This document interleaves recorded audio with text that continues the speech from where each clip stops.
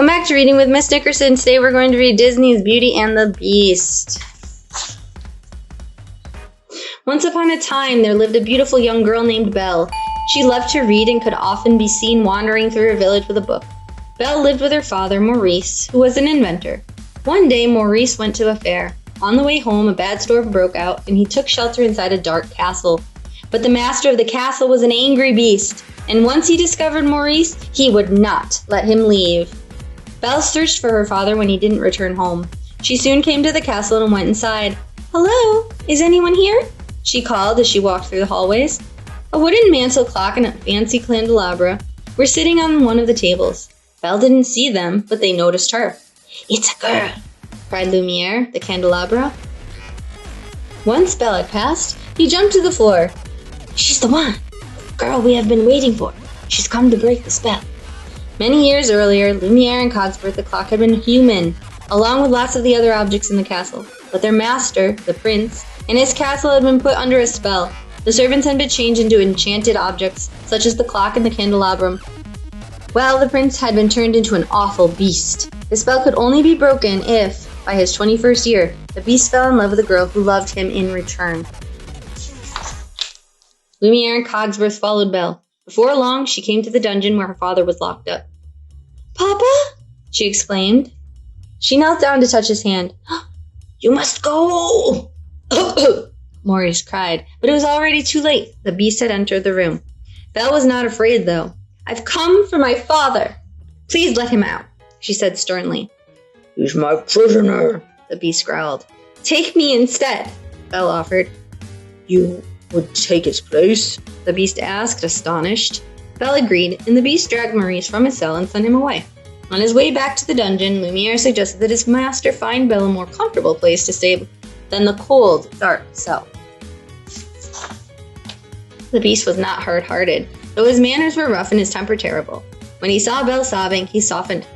"Follow me," he demanded, and led her to a much nicer room. "Dinner?" Lumiere whispered in the beast's ear. "Invite her to dinner." "You will join me for dinner," the beast commanded before he slammed the door shut. Soon, some of the servants stopped by to introduce themselves. Mrs. Potts, the teapot, and her son Chip, a teacup, offered Belle a spot of tea. She was surprised that the servants were enchanted objects, but she liked them at once. They couldn't convince her to go to dinner, though. Cogsworth finally broke the bad news to the beast. "She's not coming," he said. The beast went to Belle's room and pounded on the door. "I thought I told you to come to dinner," he growled. "I'm not hungry," Belle replied. "Please," Cogsworth quietly urged the beast, "attempt to be a gentleman." "It would give me great pleasure if you would join me for dinner," the beast managed, but Belle still said no. She would not eat with the creature who was holding her captive. The beast stormed off. "If she doesn't eat with me, then she doesn't eat at all," he roared. Later that night, Belle sneaked out of her room and tiptoed downstairs. When she went to the kitchen, a strange sight met her eyes. All the dishes, the pots and the pans, the stove, the silverware, were all alive, just like the other objects she'd met. They had been upset when she'd refused to come to dinner because they were eager to impress her. There were never guests at the castle anymore. "Oh, I am a little hungry," Belle admitted. "You are?" asked Mrs. Potts, who had been the castle cook. "Wake the china! I'm not about to let the poor girl go hungry."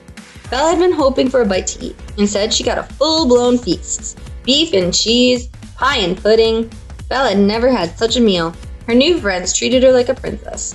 After dinner, Belle wanted to explore. "My first time in an enchanted castle," she told the servants. Cogsworth and Lumiere led her around, showing her paintings, tapestries, and armor.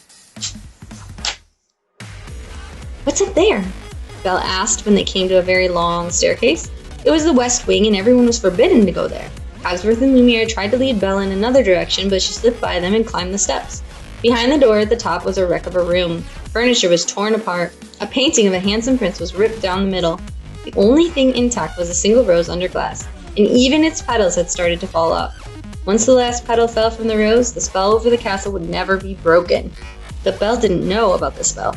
Suddenly, the beast's shadow fell over her.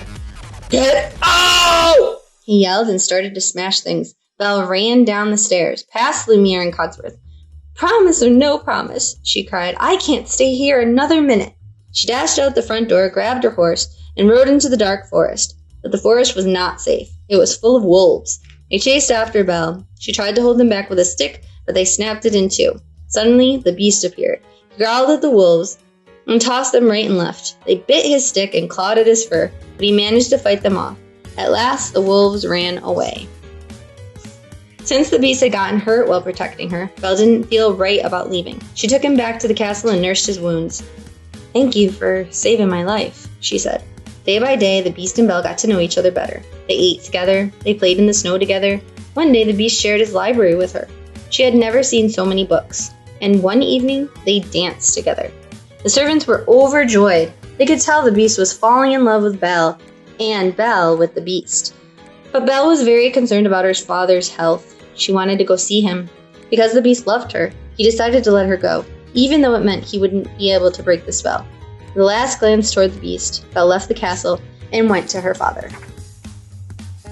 When the villagers heard that the beast had captured Belle, they attacked the castle, even though she told them how nice he'd been.